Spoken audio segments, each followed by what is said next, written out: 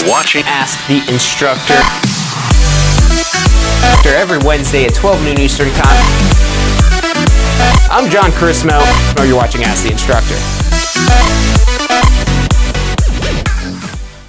Hey, welcome to this week's episode of Ask the Instructor. I'm John Chrismo, and every Wednesday at 12 noon Eastern Time, we come to you live to answer your technical questions about the real estate industry. And today we're talking about a topic that I know you're going to enjoy, even if this doesn't apply directly to you, but if it does, you're really going to like it. And it's about starting your real estate career. And what we're going to be outlining today is really kind of a accelerated path. And now this could apply to you whether you're starting real estate full-time, whether you're starting part-time, but what are like those crucial steps? Everything from getting your license to passing your exam on the first try to getting started with a broker and actually getting out there and closing some deals. So that's what we're talking about today, how to start your real estate career.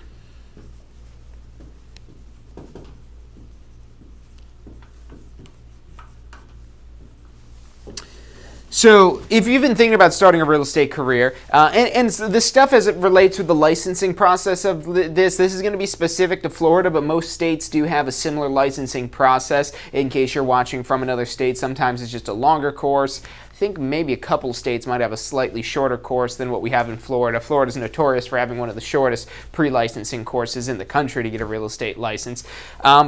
But let's just start with some of the basics here. So first and foremost, if you want to start a real estate career and you want to be able to earn any sort of commission for any of the sales it is that you're doing, you need a real estate license. Now, there are some ways you could get started in real estate without actually having a real estate license yet. But if you want to make the big bucks, you need to have the real estate license, because what the law allows if you don't have a real estate license is in a lot of cases you could just be paid a salary, some sort of hourly wage, something like that, $10 an hour, something along those lines.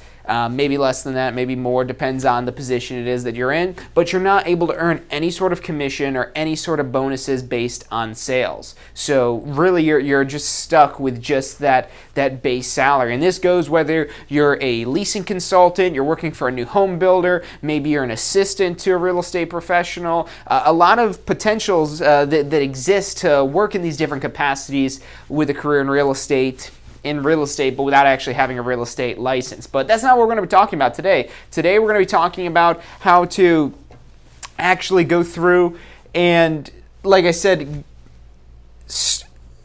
make the big bucks, for lack of a better term, with this. And so that's going to be involving having a real estate license, because without the real estate license, you're not able to earn any sort of commission or even a bonus. We can't even call it a bonus and say, oh, it's not commission, it's a bonus. No, anything that's attached to sales, to transactions, to leases, if it's money attached to that, even if you're an attorney, you can't actually earn that compensation. There's some specific exemptions for that, which allow you to do certain real estate things without having a license, but 99% of the time, you're going to need a real estate license to earn some sort of, pretty much any time you want to earn a commission.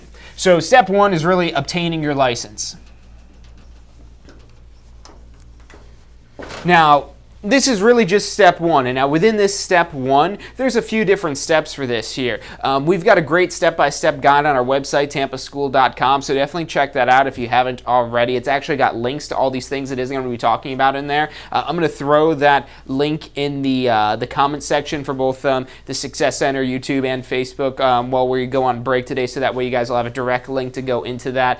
We've got a whole kind of step-by-step video that really breaks it down in detail. But ultimately, what this process looks like, if we're going to sum this up into its key parts, is number one, the pre-licensing course.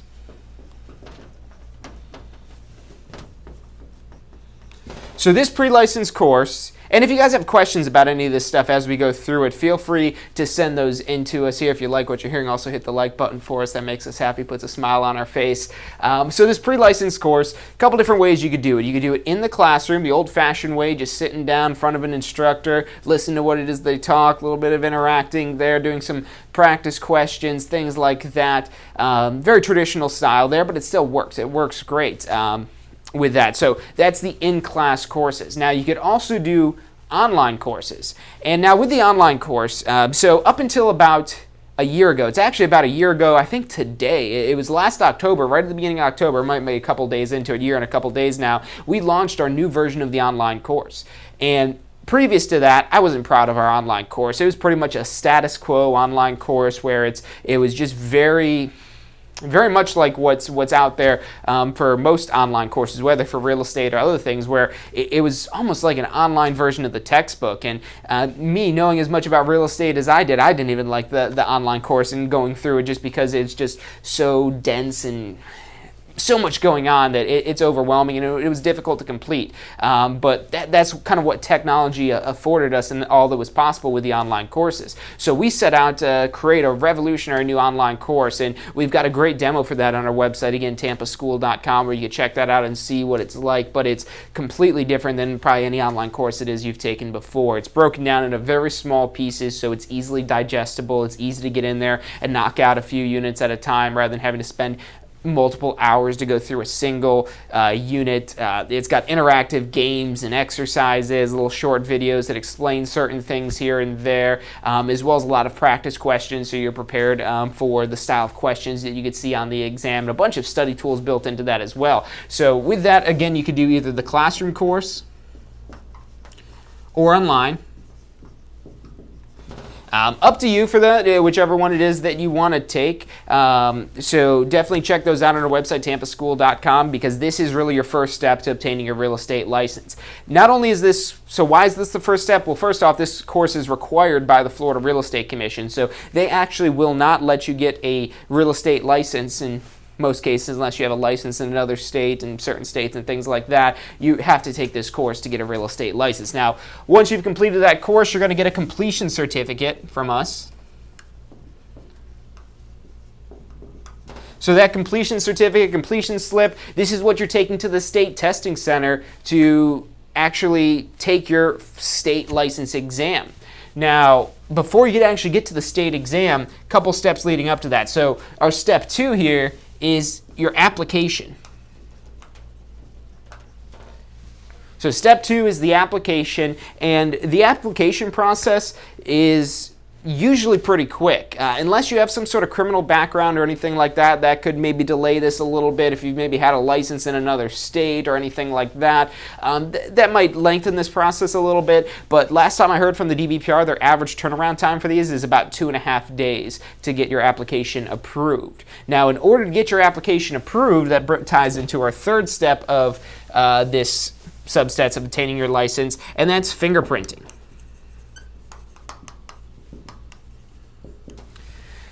So fingerprinting, the digital live scan fingerprints have to be taken for your application to be approved. And the reason why they're doing that is they're doing a background check on you. They're doing an FBI and an FDLE background check to see if you've got some sort of hidden past. Now, on your application, you're required to disclose any sort of criminal history or anything like that it is that you have. Now, why would they put that section on your application?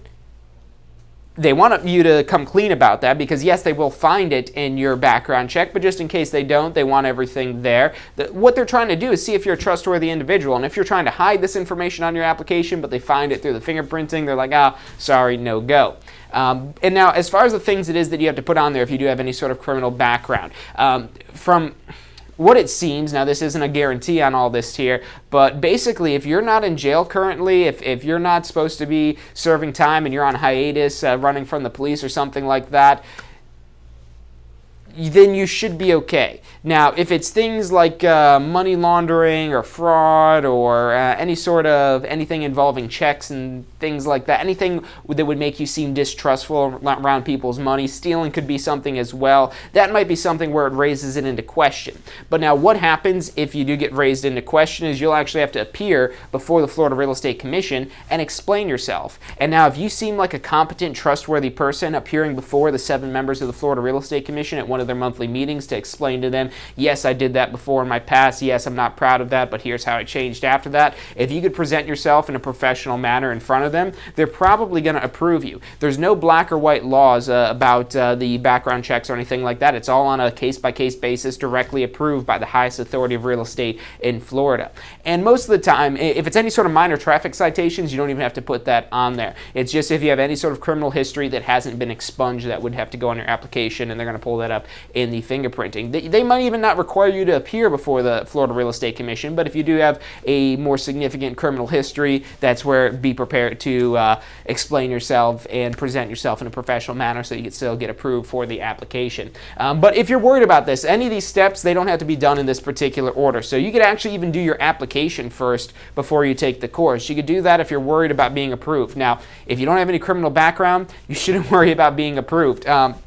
Which brings up a couple things I want to cover too. What you need to have to get a real estate license, because there's a couple other prerequisite requirements other than just taking the pre-license course, and they're very basic. So these requirements, number one, that you're 18 years old. Number two, that you have a social security number.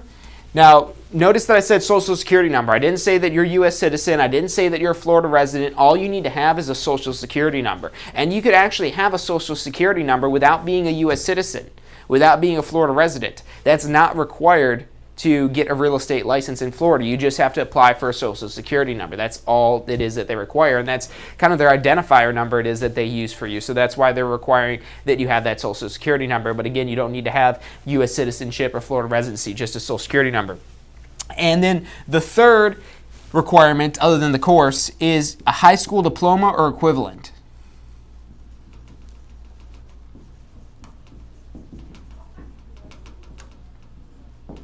So a high school diploma or equivalent, and by equivalent, they'll really accept a lot of different things. A high school diploma, and you don't need to have a copy of your high school diploma. As long as I've been doing this, I've yet to hear somebody say that, oh, I had to provide proof of my high school diploma. And they know most people don't have copies of their high school diploma. They're not going to make you pay your high school to get a copy of your diploma. It's a simple question on your application. I'm sure they have something through their background check where they kind of vet that a little bit, but even if it's an international diploma, or if it's homeschooling, or it's a GED, or anything like that, that's all going to be equivalent to a high school diploma, and that will work. And then our fourth and final step of obtaining your real estate license is passing the state exam. And there's really two different exams it is you have to take. For the pre-licensing course, there's an exam. It's 100 questions. And they're all ABCD multiple choice. So 100 multiple choice ABCD questions, and you have to get at least a 70%. And that's for your end of course exam, for the course. And then once you've passed that, you get the completion certificate, which you'll need to take to your state testing center. And that exam, very similar in the format. It's 100 questions as well. 100 questions, A, B, C, and D. And this one, it's a 75% you need. So very similar exams as far as the way that they're structured and built. This one you need a 70%, this one you need a 75%, and yes, it is all multiple choice. So that's basically the steps to get your real estate license. Now, we've obviously still got a lot of time to talk today, and this is just the tip of the iceberg. This is just when you get the real estate license, this is really just your permission to have a seat at the table, your permission to have the opportunity to start a real estate business. So that's just your first really element in all of this here. So what we're going to be talking about going afterwards is, okay, now you have the real estate license. Now what is it that you do to actually start closing deals? And before we talk about that, we're going to talk about how if you're worried about these exams, because yeah, you've got 25% here and 30% there that you could miss, and that seems like a large margin of error. But these exams are really designed to test your knowledge of the information in the class, and we've got a strategy that really helps our students pass the exam on the first try. It's our recommended strategy to pass on your first try. It's available at passfirsttry.com. So we're going to talk about that. We're going to talk about what's required when you want to go out there and actually sell real estate, practice real estate, and kind of some tips and just real quick little things I could condense down into here that, hey, this is what you want to do when you're actually going out there for finding a broker and all that other stuff. So we're going to take a quick commercial break, but we're going to be back in less than 2 minutes. Stick with us. I'm John Chrismo. You're watching Ask the Instructor. Are you thinking about a career in real estate? Hey, I'm John Chrismo with the Tampa School of Real Estate, and we've helped thousands of people just like you obtain their real estate license. If you're thinking about a career in real estate, give us a call. The phone number is 813-928-0106. Our advisors are standing by to answer any questions you have and assist you in any way they can. Do you want to incorporate studying for your real estate exams into your busy schedule? Now you can review the key topics you need to know to pass your class and state exams with our MP3 audio review. Simply pop in your headphones or connect to your car to reinforce crucial information while you exercise or drive.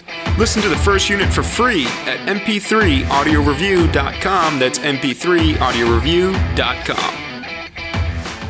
Does your current career allow for unlimited income potential? With a career in real estate, the sky is the limit. What you put in is what you get out. Find out more about how you can tap into the unlimited income potential of a career in real estate at tampaschool.com.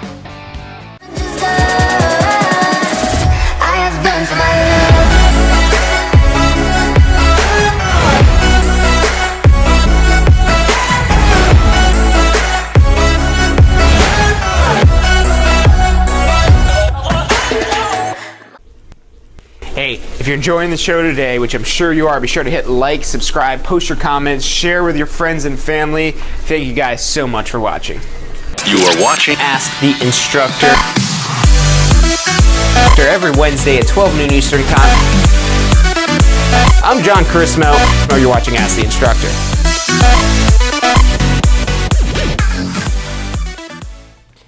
Hey, welcome back to this week's episode of Ask the Instructor. I'm John Chrismo, and this show is brought to you by the Tampa School of Real Estate. And what we're talking about today is how to start a real estate career. Not just the licensing process that we talked about in the first part of this here. And I've got that in the comments on our Success Center, but I don't have that up on Facebook. So on the next commercial break, I'll get that in the comments on Facebook as well. So you have the direct links to these exact steps in a little bit more detail than it is that we talked about there. But as you can see, this is a relatively easy process. And this pre-license course that we're talking about here, this is only a 63-hour course.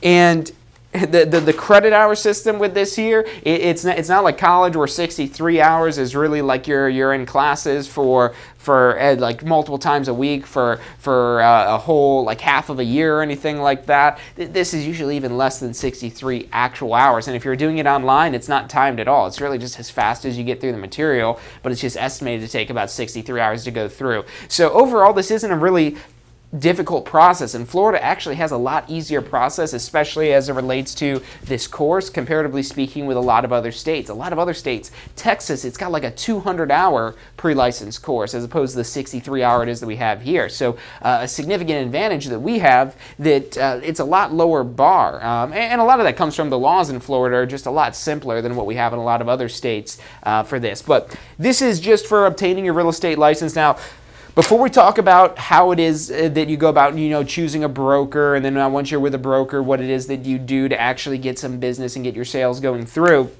I want to talk about this passing the exam aspect of this here, because this is a major roadblock. Everyone likes to get excited about, okay, I'm taking the class and I already got a broker lined up and I'm ready to go out there. I've already talked to a couple of my friends and they want me to list their house for them, and that's fantastic that you've got that going, but if you can't get past this hurdle here, you're not going to be able to list their home. You have to have the license in order to earn the compensation that makes this all worthwhile. So it's great. It's absolutely great. And you're doing better than most people by having clients lined up. I'm not saying that that's not important, because that is. But those clients mean nothing until you've passed that license exam. So before we talk about the actual sales side of this here, I just want to go over real quick our pass first try strategy. And this is our recommended strategy to help you pass your exams for the class in the state on your first try. It is a tough exam, but only if you don't know the information. Now, I could go into that exam, and I'm confident I could get at least 100% on that. It's at least 100%. You can't get any higher than 100%. Maybe I'd miss a point here or there. Maybe I'd get a 98 or a 99. But I feel so confident that I would score almost perfectly, if not perfectly, on that exam, because this isn't a test of how smart you are. I would probably be in trouble if it was a test on how smart I was. It's a test on how well you know the information in the pre-licensing course. If you know that information in the pre-licensing course inside and out, like I do, and you don't even have to know it at the level that I do, you should have no problem passing the exam. But now, how is it that you go about making sure that you remember that information? Because learning is not the same as remembering. Whether you're taking the classroom or the online course, yes, you're going to learn the information in those courses, but now it's more up to you, even in the classroom environment, as to whether or not you're going to remember that information. You have to take ownership of that bit about remembering the information. So we've broken this down into 4 steps to pass your exams on the first try. And you could do these all 4 of these steps, or you could just do portions of these steps here. If any one of these things are going to really help set you up better. So first and foremost is actually taking the pre-license course. Because in order to remember the information, you have to first learn the information. Without learning the information, there's no way you're going to remember it. And the pre-license course is required by the Florida Real Estate Commission. So that's your first step, taking the pre-licensing course. And I'm going to put the links up here for all of these as well, so you guys will have the quick links to get access to any of these it is that you're looking for. And that's available at tampaschool.com. Everything we're talking about today is available at tampaschool.com. It's where you can find quick access to everything. Now, as you go through learning the information in the pre-licensing course, we have a lot of students that'll come in here, especially with our day classes. Our day classes, they're in and out in 2 weeks. In 8 days, Monday through Thursday for 2 weeks, they're in and out and they're ready to take the exam. They've learned all the information that could possibly be on the exam. And a lot of our students will come in on Monday morning for that first class and they'll get their textbook. They get this 500-page textbook that has all the information, and then their instructor says, we're going to go through that whole book. And they're like, oh my God, how am I going to learn all this information in that short period of time? Well, part of what we do at the Tampa School of Real Estate is we point out the most important aspects of the pre-licensing course, the things that are most important by the Florida Real Estate Commission's intentions of this whole licensing course. The reason why they have this licensing course is to make sure the public is protected. That's the statutory reason, the legislative reason why this pre-licensing course exists, is because it's the most efficient way to find out whether or not you have a minimal competence. That's the wording that they use. You have a minimal competence to deal with the public in matters of real estate. So there's certain things, especially things like escrow money, that they have a lot of problems with, that we know, hey, escrow money, this is something the FREC really wants you to know inside and out, escrow money. So topics like that, as well as there's a breakdown of every chapter. Some chapters are 12% of your exam, making up a very large portion of your exam, while other parts are only 1%. Only one question on your exam is going to come from that chapter. So it allows us to kind of tailor the information of, hey, this is what stuff is important, this is where you should kind of spend your time going through this. But being that there is so much information, even when we narrow it down to, hey, these are the most important points here, it's still a lot of information, and just learning it the one time, unless you've got like that sponge-like memory, which some people do. We've had people just take the course and pass the exam no problem. But again, that kind of comes down to you with this here and how well it is you're able to retain that information. But one of the things that's very helpful, and there's a lot of different ways to do this, is review and reinforce the information along the way. As you are going through the course, when you're on chapter 1, focus on chapter 1, but you get to chapter 2, after you're done with chapter 2, go back and review chapter 1. You get to chapter 3, go back and review chapter 2. Get to chapter 4, maybe review 1, 2, and 3. But what you're doing there by reviewing along the way, review and reinforce along the way, is you're making sure you're not forgetting the stuff in those early sections. There's 19 chapters in the pre-licensing course. And when you get to chapter 19, if you haven't done anything to review chapters 1, 2, 3, 4, 5, probably all the first half of the chapters, maybe even everything from 12, 13 forward, you will probably forget all that information as you're bringing this new information in. When you're reviewing along the way, that makes it so you do not forget that information. That makes it so you are making sure that you're constantly reinforcing this as you learn new information. So yes, you're still taking in the new information, but you're not forgetting about the old information. And the study tool it is that we have available to help you review along the way, and this is probably our most hands-off study tool, which is really nice about it, is our MP3 audio review.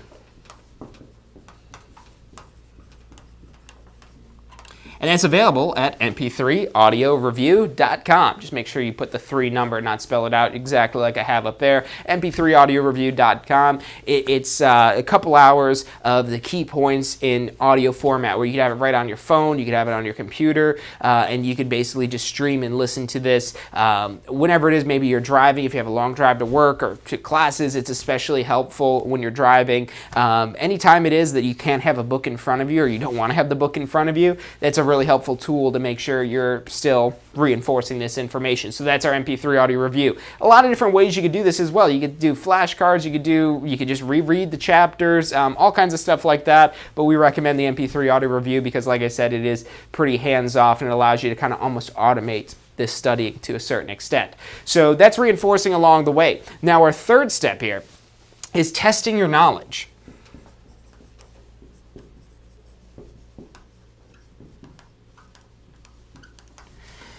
So the test is going to test your knowledge. When you go to take your class exam or the state exam, that test, like I said, it's designed to test if you remember the information from the pre-licensing course. Not how smart you are, not how quick-witted you are, not how clever you are, not how much test strategy is that you know. All those things are all going to set you up for failure because the exam is specifically designed to, if you don't know the material from the course, the wrong answers are going to sound more convincing to a layman person, to somebody who doesn't have real estate knowledge. So that whole test your knowledge aspect of this here, what this allows you to do is test yourself before you actually go to take the test. And in the pre-license course, whether you're doing it online or in the classroom, you've already got a ton of practice questions that are in there. But if you want additional practice questions, and the key thing here is doing them in the same format that they're going to be given to you on the exam, the ABCD multiple choice, in that very kind of straightforward type of way, so you can kind of see how they try to trick you with the answer choices. It's got a bunch of questions in there already for it,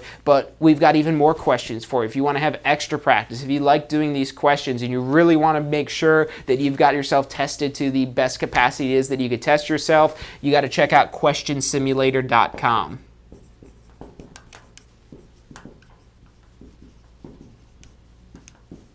So that's questionsimulator.com. This is our online question simulator. And a lot of our students will get this without even doing the actual questions in the book, or especially when they're in the class, because they like the convenience of being able to pull out their phone and do the questions on there. The online course has got a bunch of those built in already, so it makes it easy. We could do that right off of your phone there as well. But like I said, if you want extra questions, these are all extras that you have to do. And this is just our recommendation, but there's a lot of different ways to do these as well. But be careful with these questions. I always warn students of going out and finding free practice exams. It's great that something's free, but these laws change so often. We're constantly updating our textbooks. Every couple of months there's some new law or some new rule, and we get new textbook as soon as we can, but just the rapid pace at which they update laws makes information out of date very quickly. And any of the information that we have in any of our study materials in our textbooks or anything like that,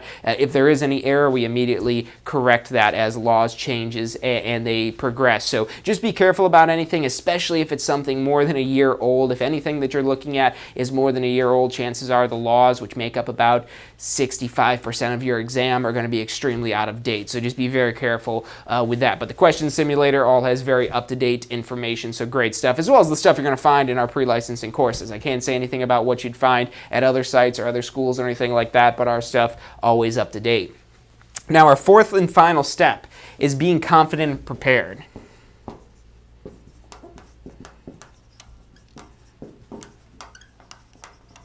So now, what does this mean to be confident and prepared? Why does confidence matter when we're taking an exam? The reason why the confidence matters is because in order to successfully pass this exam, you have to be confident in your information. And you should be confident in this information if you've been reviewing along the way to make sure you didn't forget all this stuff and you have to go and cram it all in. You should be testing your knowledge to make sure that you've got this down. And once you've done that, you should be confident and prepared. But if you're still not, that's where we recommend our weekend prep class.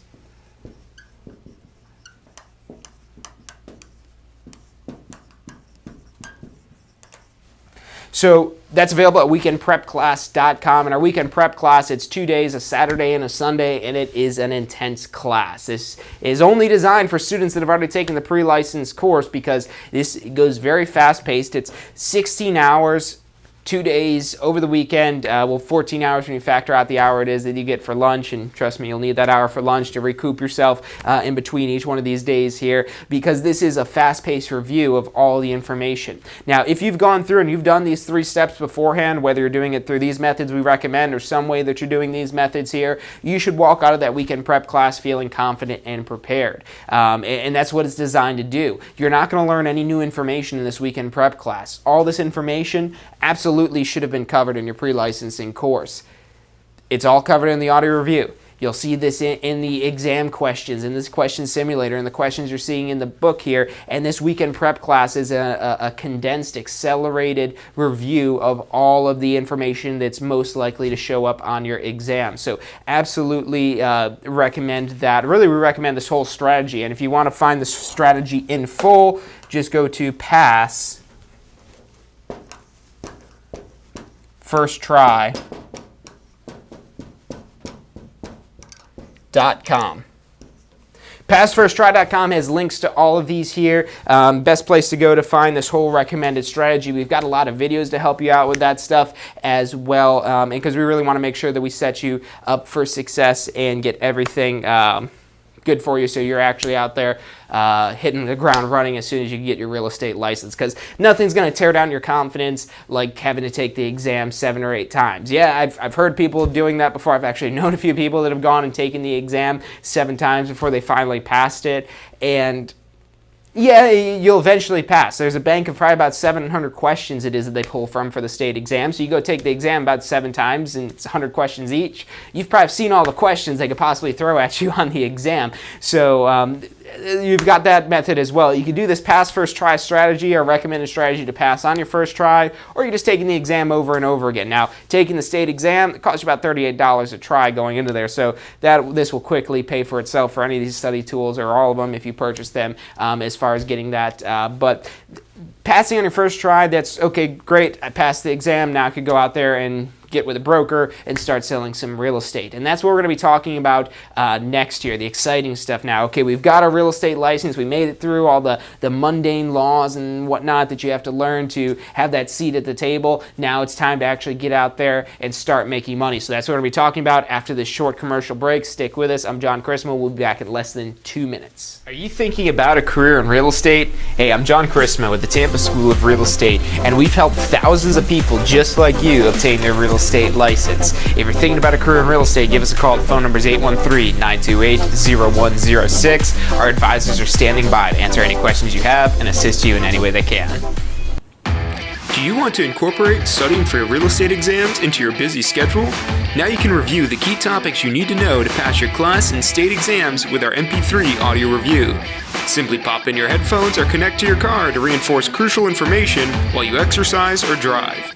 Listen to the first unit for free at mp3audioreview.com. That's mp3audioreview.com. Does your current career allow for unlimited income potential? With a career in real estate, the sky is the limit. What you put in is what you get out. Find out more about how you can tap into the unlimited income potential of a career in real estate at tampaschool.com.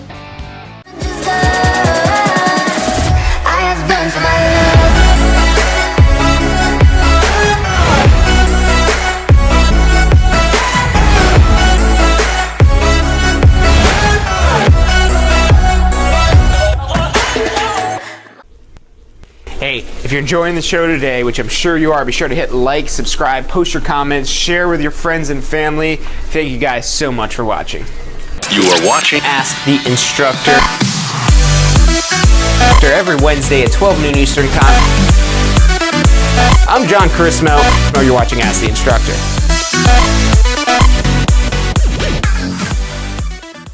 Hey, welcome back to this week's episode of Ask the Instructor. I'm John Chrisman. The show is brought to you by the Tampa School of Real Estate, and every Wednesday, 12 noon Eastern Time, we come to you live to mastermind to help you understand the technical side of the real estate industry. And what we're talking about today is kind of, start to finish, how do you go from not having a real estate license, not knowing anything about real estate, to learning a little about real estate, getting your real estate license. That's what we talked about in the first segment, that's steps to get your real estate license. Then we covered this recommended strategy to pass on your first try at passfirsttry.com, and this will help you get that exam passed on your first try, so that way you can go out there and actually start practicing real estate, because that license now allows you to have the seat at the table. So now we're getting into the exciting parts of this here, where we start talking about, okay, earning money. But we're not quite at the earning money aspect yet. So when you initially get your real estate license, which is going to be as soon as you pass your state exam. As soon as you pass your state exam, you're going to have a real estate license.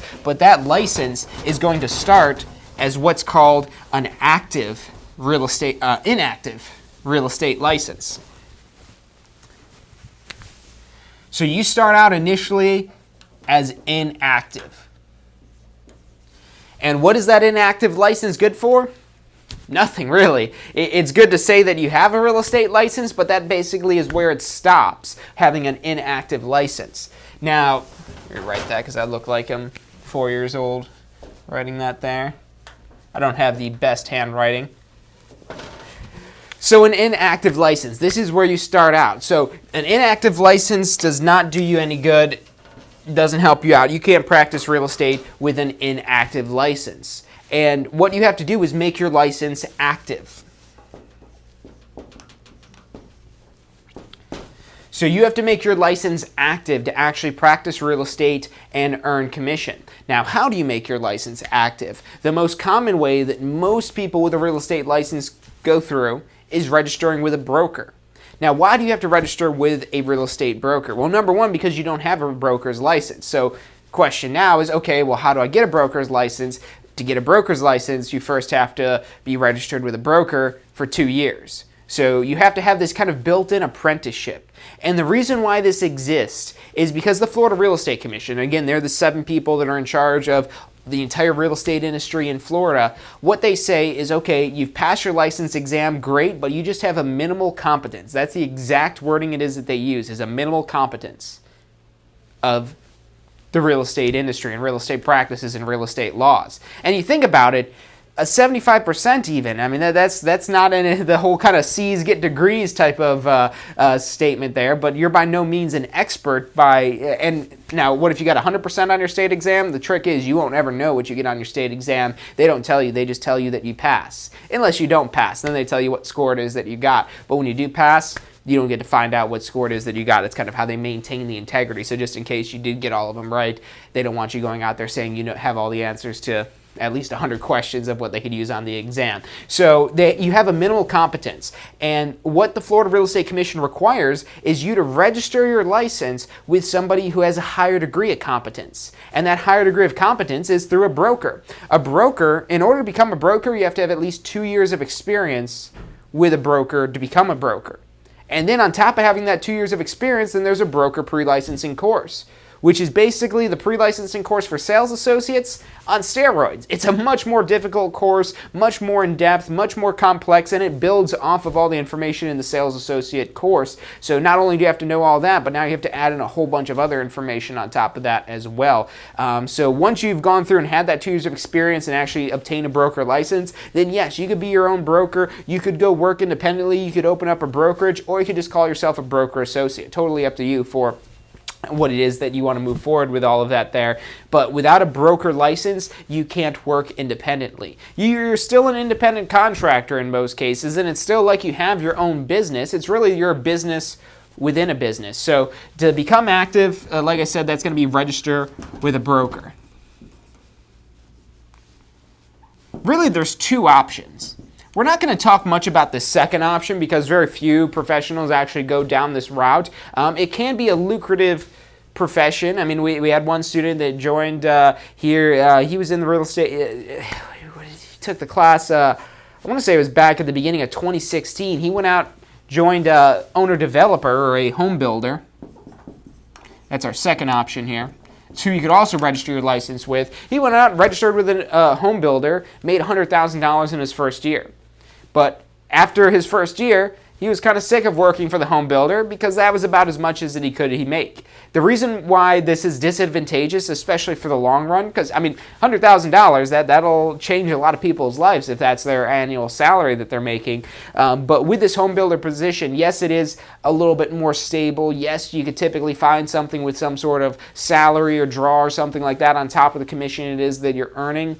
But with the home builder, if you register your license with a home builder as opposed to a broker, you could only sell on behalf of that home builder. So if you've got a friend or family member that says, hey, you've got your real estate license, can you help me sell my house? Your answer is sadly no, because you're only allowed to sell for that home builder. You can't sell for anyone else except for that home builder if you register your license with a home builder or owner-developer, as they're also called.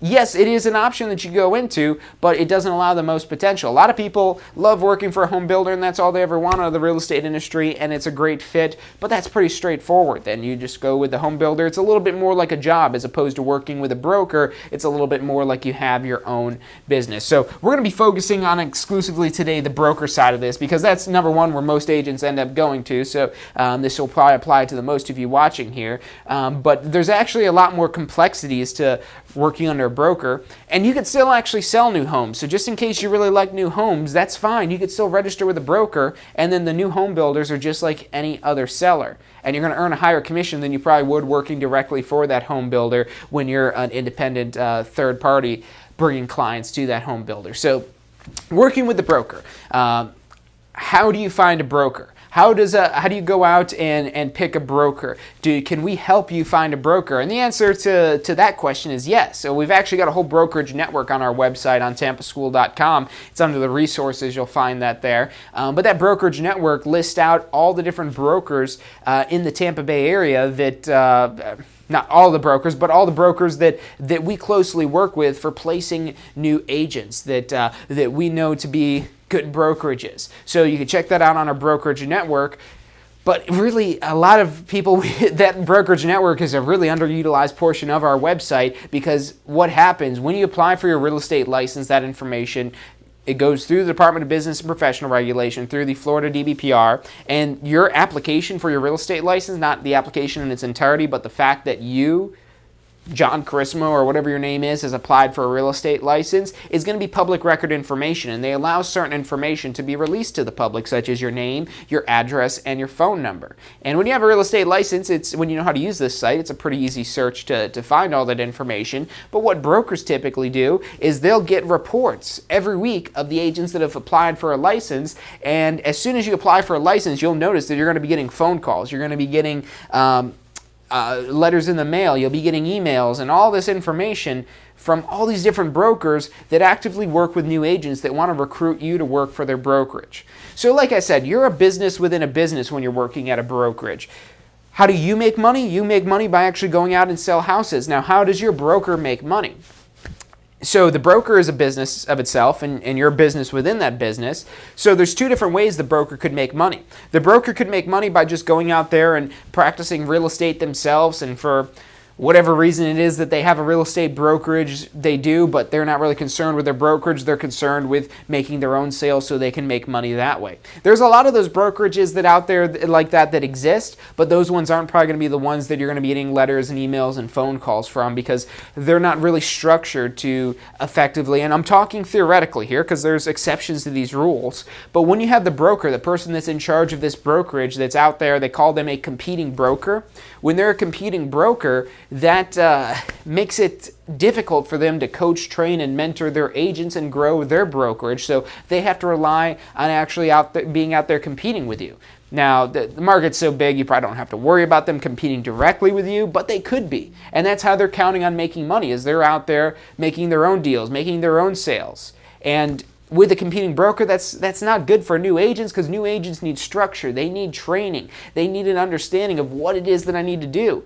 And you might say, well, don't I learn that all in the pre-licensing course? You learn the tip of the iceberg in the pre-license course. Remember, the FREC says that you're minimally competent once you pass the pre-licensing course and pass your real estate license exam. So there's still so much more information. I'm constantly learning new information every single day, because real estate, the whole real estate industry is a learning industry. The more it is that you learn, the more that you earn. You've probably heard that saying before, the more you learn, the more you earn. But that's very practical. This isn't like going to school for 17 years and having hundreds of thousands of dollars in college debt and basically having a job that's not even able to pay off that debt. This is where, I mean, the pre-licensing course, that's like a $300 course if you do it in person, $250 if you do it online. So we're talking minimal charges for this year. And there's a lot of other courses, sales training courses and things like that maybe will cost you a couple $100, maybe a couple $1,000, but this is stuff that's going to give you return on investment, if it's a good course,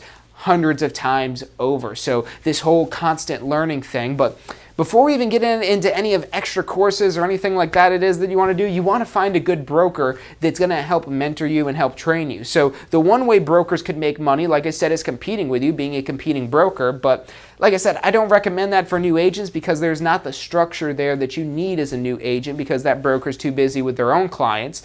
So you'll want to find a broker whose business is growing their brokerage, which that sounds like what the broker should be doing. The broker should be in charge of growing the brokerage, making sure the agents of that brokerage are profitable and successful. And that's the typical type of broker it is that you're going to find. And these are the types of brokers that are going to be actively recruiting you to work for their brokerage, is the ones that have a vested interest in you.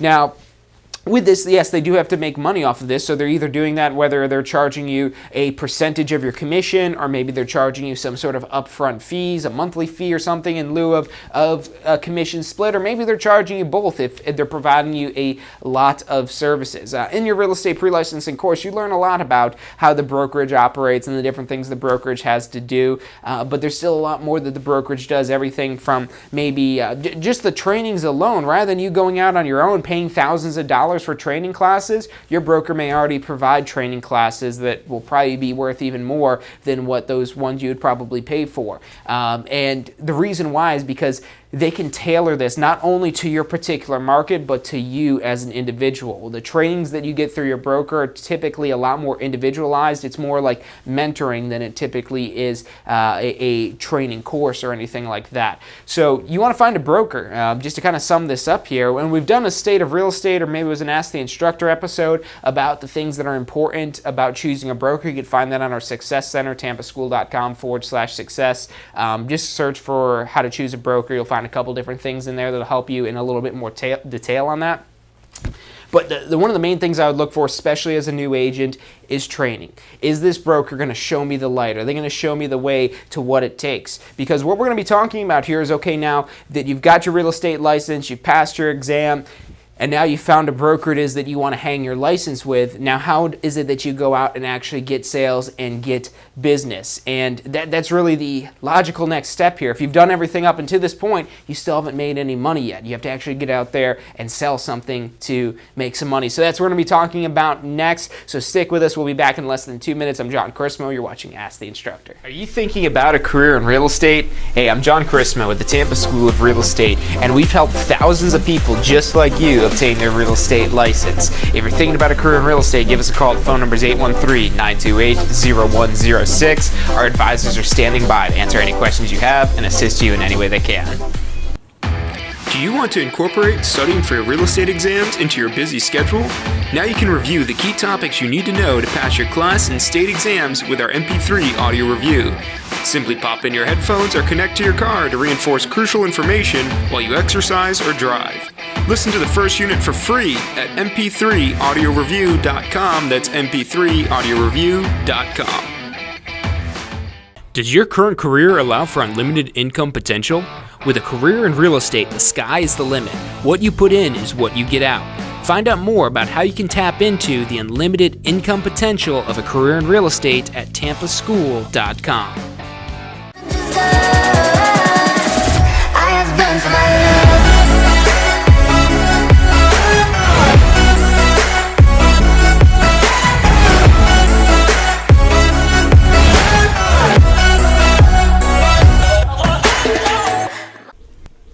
Hey, if you're enjoying the show today, which I'm sure you are, be sure to hit like, subscribe, post your comments, share with your friends and family. Thank you guys so much for watching. You are watching Ask the Instructor every Wednesday at 12 noon Eastern Time. I'm John Chrismo. You're watching Ask the Instructor.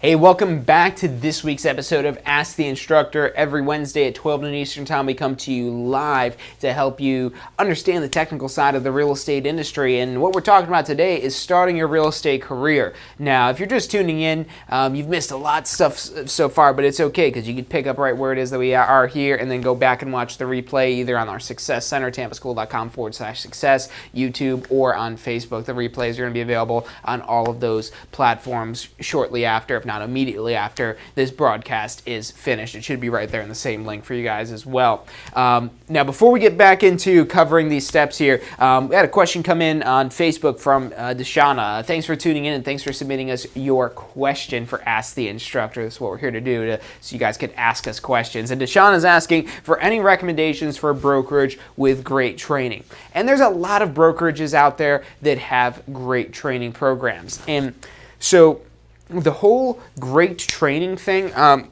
not going to say any one in particular because it's hard to say this is the best brokerage for training, but there's a couple different things you want to keep in mind when you're trying to find out about whether they have training and what type of training it is. If they're not advertising or saying that they have training or anything like that, they don't have good training. So that's the first thing you want to look for. You want to look at them touting that they have training. That should be their, especially if they're planning on recruiting new agents, that's the first thing it is that they should really be reaching out for agents saying, hey, we've got the training it is that you need. So that's the first thing you want to look for, so being that they're saying that they actually have a great training program. If they don't, they might say later, if you ask them, oh, do you have training? Oh, yeah, we've got the best training ever. But if they're not actually actively in their marketing to you saying that, hey, we've got a great training program that helps get new agents going and so on and so forth, I wouldn't even consider them. If you don't need training, that still could be a good brokerage. But if you're seriously considering training, that's one of the first things you should hear out of their mouth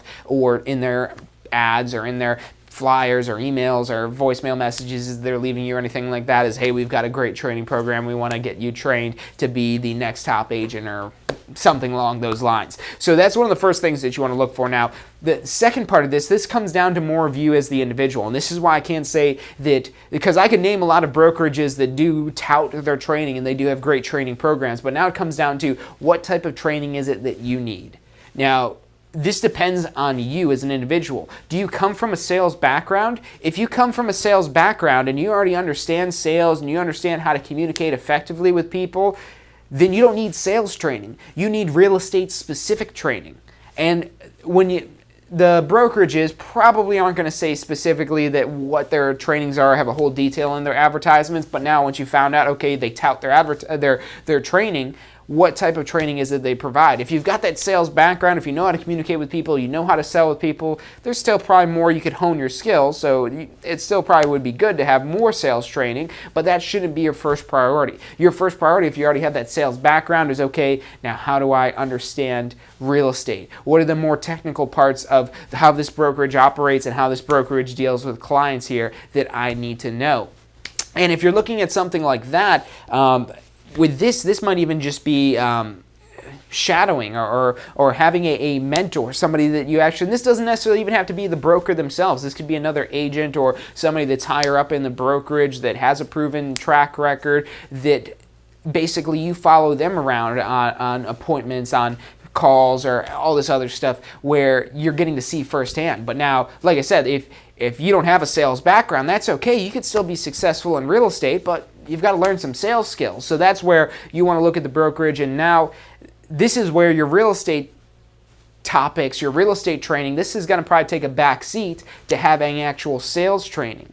And then maybe you had a real estate license in another state, so you already know about the real estate industry and you already know sales, but maybe you're looking for marketing expertise. And so there's going to be brokerages that have great marketing training programs and show you how to advertise effectively. So it really kind of comes down to what it is that you need out of a real estate training program, as opposed to which is the best real estate training program. I know that's kind of a vague answer for this here, but choosing the right broker, I can't recommend that this broker is the best person for everyone that's out there. There's some brokerages that are really good catch-all for this here, but it really this is where you have to be self-reflective and see if what that brokerage is offering is lining up with your plan for success in real estate. So that's as far as for choosing the broker. And like I said, if you want more details on some of the things you should look for other than the training, definitely go on our Success Center, tampaschool.com/success, tampaschool.com/success,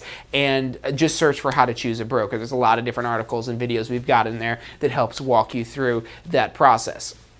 Now, let's say you've got your broker chosen, it's a great broker, you've learned your sales stuff, you've learned your training stuff. Now, how is it that you actually go about making money? Which this is really, I mean, we dedicate most of our shows, especially the Friday One State of Real Estate every Friday at 12 noon Eastern Time. How is it that you make money, or how you make more money in the real estate industry? And what we're going to talk about now is just kind of the simple part of this here. Let's say we're dealing with real estate sales. There's a lot of other ways we could talk about rentals, property management, things like that, but we're just going to focus specifically on real estate sales, since this is where most people make the most amount of money. This is where most transactions actually happen, especially the high ticket transactions. So that's in sales. And now the way the sales process works, the way this commission is actually dealt out, is it's typically paid for by the seller, almost always paid for by the seller. So the seller is paying the commission. So paid by the seller. And now let's say you're representing the buyer. Does that mean that you don't get paid? No. And this is where it's a really great win-win, because you get to represent your buyer and help your buyer purchase a home.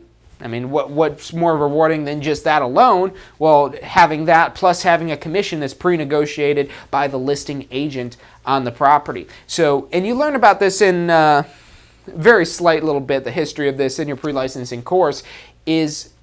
So we have this whole system called the MLS, the Multiple Listing Service. You might have heard of MLS before. And this is the service that realtors use to see the properties that are available. But not just that the properties are available. One of the things that most agents, the first thing they look at when they look at a property available is how much money I'm going to make if I bring my buyer to this property. It's probably not the first thing you should think about when you're trying to think of your buyer first, but it's definitely a thought that's probably going to cross your mind when you're searching this MLS system. Now, the reason why the MLS system has the compensation to be earned, it'll say something like you're going to get 2.5%, 3%, 4%. It'll be at the bottom of the listing in most cases. You'll see that in there, and the reason why that exists is the MLS, despite it being the supercomputer database that allows you to search in really great detail of all the homes that are available, this actually dates back to the late 1800s where we had an MLS.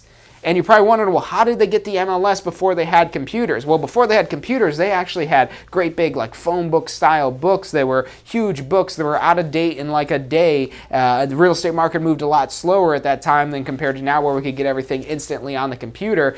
But it used to be in books. But before that, even then, back in the late 1800s, there wasn't even any concept of an MLS yet. But what one broker decided, and this is where it all started, the catalyst of this is a broker said, hey, you know what? I could probably sell this house I have for sale, because before the MLS, you'd take a house as a listing, and you're on your own trying to find the buyer for this property. So you'd have to go put an ad out in the local newspaper and hold open houses every day. And it was a whole crazy, much more difficult to practice real estate in the 1800s than it is today. But what that broker decided that originally kind of kicked off this whole MLS was wait a minute, well, yes, I want to get this house sold. And yeah, I've got this buyer that agreed to pay me 10% of the sale price of the home, but you know what? I'd be willing to give up a portion of that commission if they could represent the buyer and they bring the buyer, and I only have to worry about the seller. And they decided they'd split the commission, and this created this whole cooperative agreement between brokers to cooperate on commission.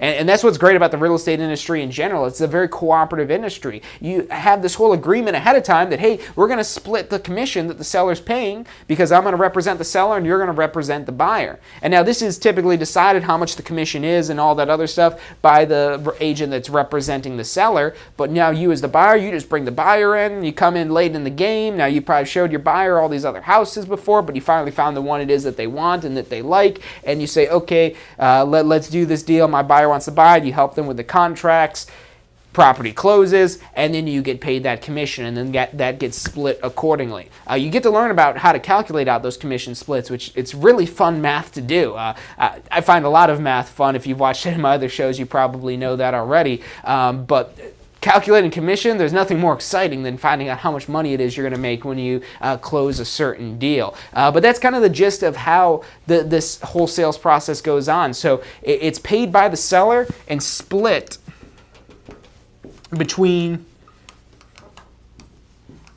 buyers and sellers' brokerages.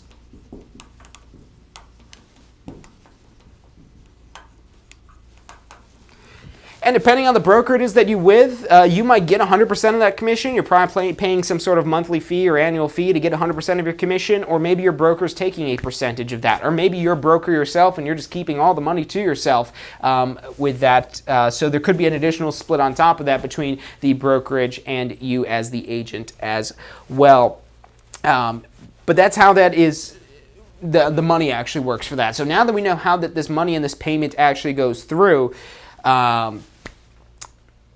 what is it that we do to find buyers or to find sellers? And there's a lot of different things. We've got a few minutes left today. We could kind of go on all day talking about the real estate industry and one thing that leads to another. We're actually already out of time, but I'll stay on for you guys to give you these last quick little bits here as well.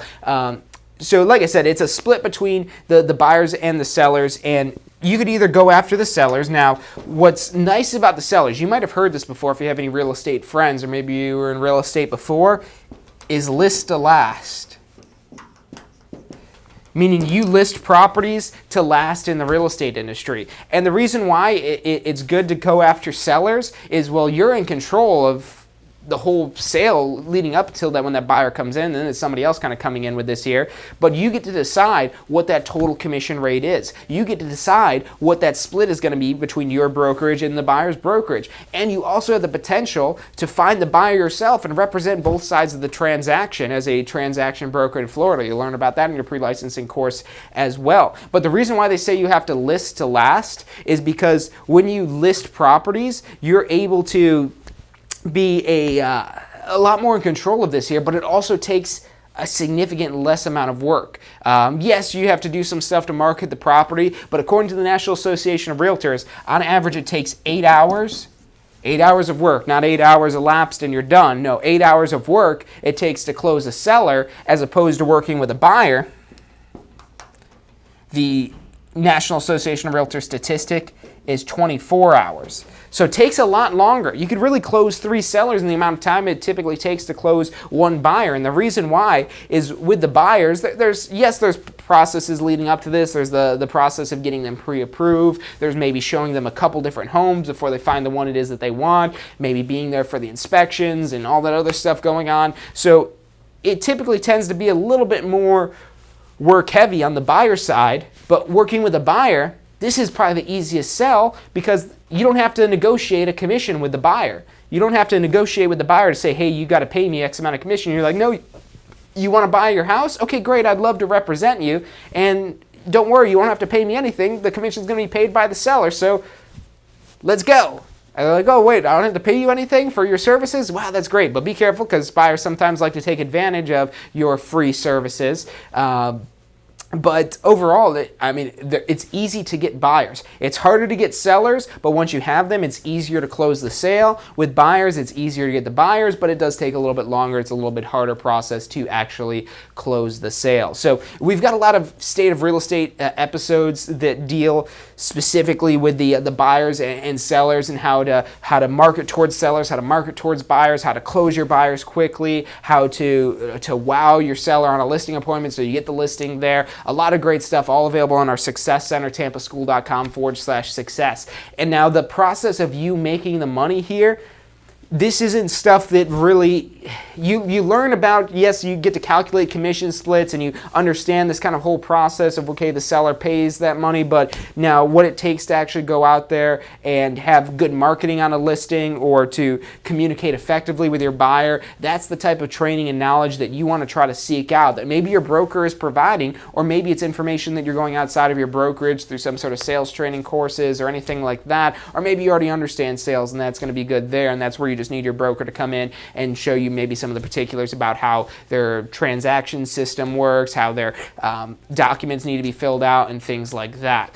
So we got one more question coming in here from Vince Curtin. When do you suggest taking the continuing education course? Oh my God, great question. I missed the chance to sell you guys on stuff here. So there's a couple of courses that you're going to be required to take once you get your real estate license. So your first course that you're taking is the pre-licensing course. We talked about that. So your pre-license course is number 1. So pre-license course you have to take first and foremost to even get the license. Now, your second course that's going to be required is called post-licensing. So you can see how that's pre-licensing, post-licensing, before license, after license. That's what this course is. And now the post-licensing course, this is a 45-hour course.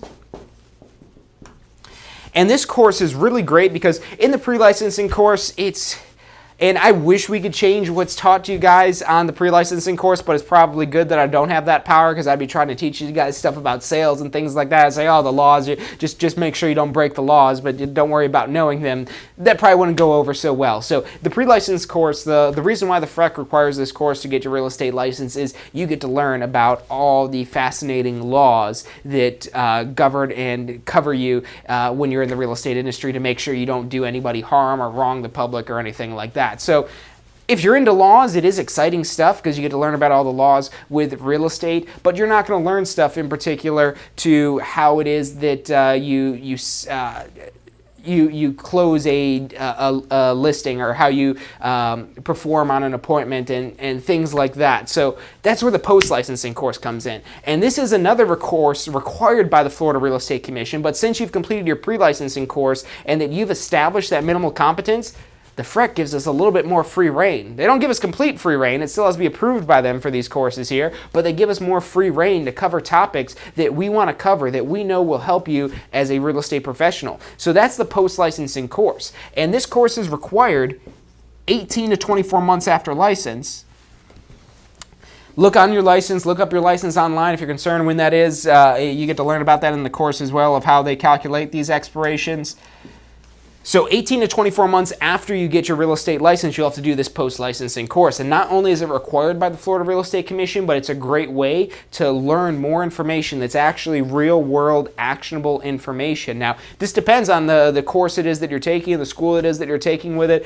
They can also cover laws in these courses, and they do have to cover laws to a certain degree. Our course still does have some laws that you learn about in the post-licensing course, but it's more about contracts and how to handle yourself in appointments and how to manage your time and more particular things that are going to help you grow your real estate business. And so that's the post-licensing course. It's required 18 to 24 months after getting your license, but what I recommend is within 6 months get it done. Why do I recommend within 6 months getting this post-licensing course done? There's a few different reasons why you want to do this course right away rather than waiting until those 18 to 24 months are up. Like I said, first thing, there's some laws that are in the post-licensing course, but these aren't new laws. They're laws from the pre-licensing course that the FREC wants to really make sure and really emphasize that are the most important ones. So you'll see those in there again. So you'll have some laws that carry over. So that's part of it, that you'll remember some stuff from the pre-licensing, why you want to do that as soon as possible. The second reason is you're learning stuff to help you grow your real estate business. You've got your real estate license. Now find out how you grow your real estate business and learn more about the actual stuff that brings in money to you. That's all done through the post-licensing course. And like I said, you need to get that done within 18 to 24 months, but we recommend within 6 months for those first two reasons. And I'll even give you one more. The third reason is after 2 years of having your real estate license, hopefully you're busy. Hopefully you've got all kinds of appointments. Hopefully you've got clients. Hopefully you've got closings. Hopefully you're out there being a real estate success story. That's what we hope for you guys. But if you're coming up on this deadline, unless you're dying or a family member's dying or you're hospitalized or something crazy where you literally cannot complete this course, that's really the only time the DBPR will ever grant any sort of extension on these post-licensing courses. You have to prove that you had some sort of hardship, and you have to have documentation to prove that.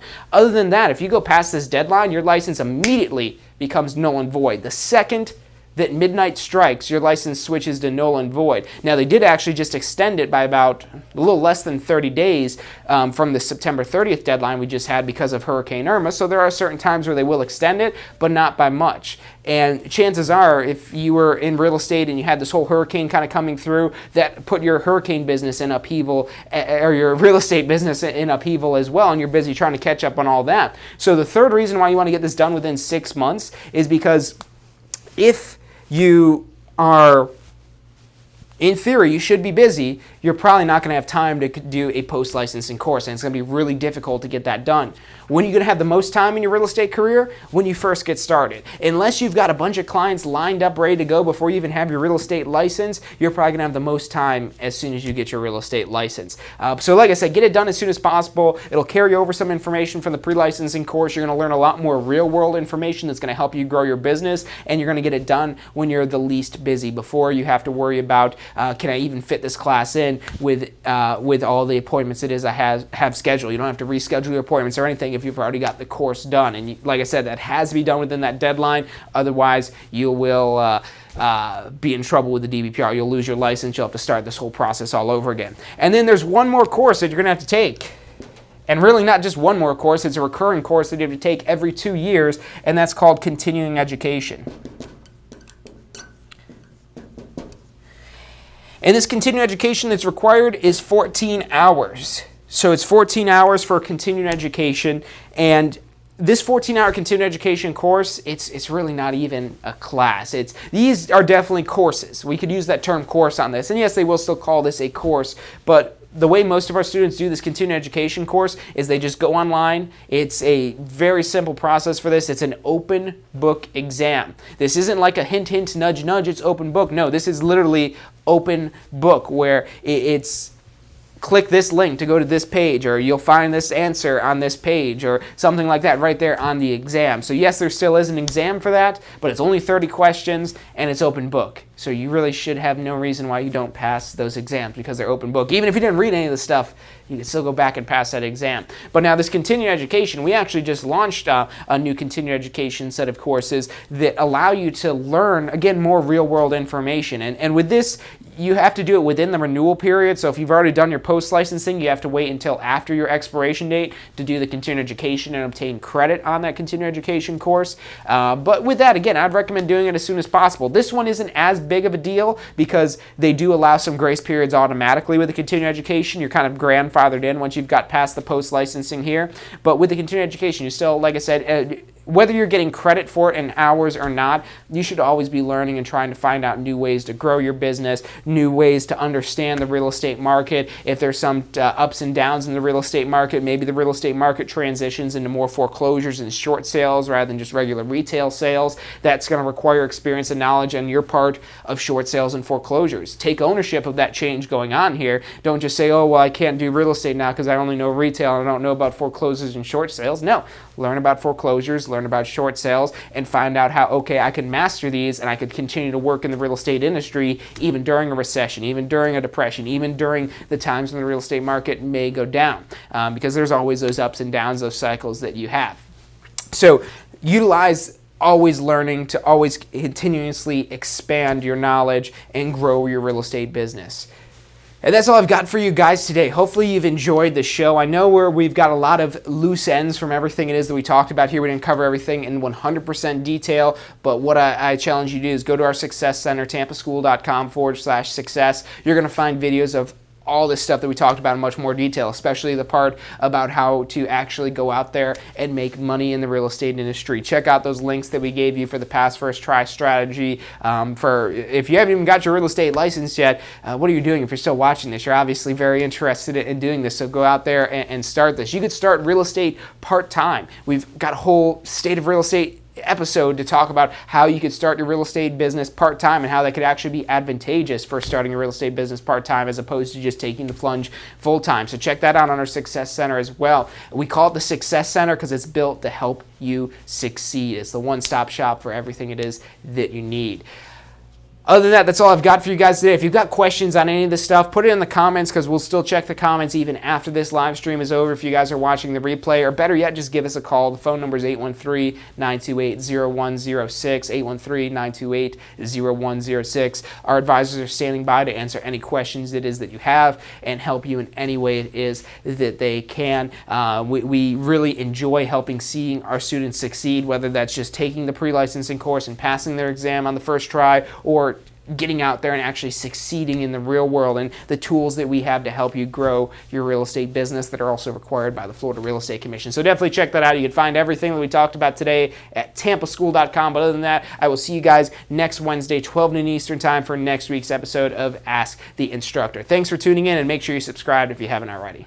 Are you thinking about a career in real estate? Hey, I'm John Chrisma with the Tampa School of Real Estate, and we've helped thousands of people just like you obtain their real estate license. If you're thinking about a career in real estate, give us a call. The phone number is 813-928-0106. Our advisors are standing by to answer any questions you have and assist you in any way they can.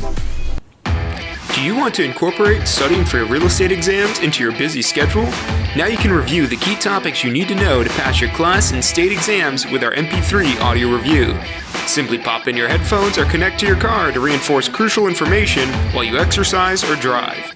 Listen to the first unit for free at mp3audioreview.com. That's mp3audioreview.com. Does your current career allow for unlimited income potential? With a career in real estate, the sky is the limit. What you put in is what you get out. Find out more about how you can tap into the unlimited income potential of a career in real estate at tampaschool.com.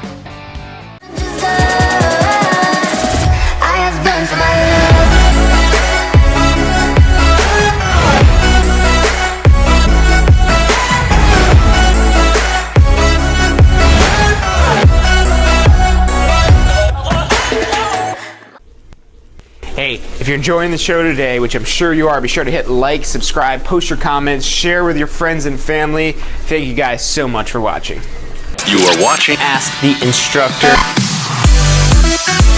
every Wednesday at 12 noon Eastern time. I'm John Chrismo. You're watching Ask the Instructor.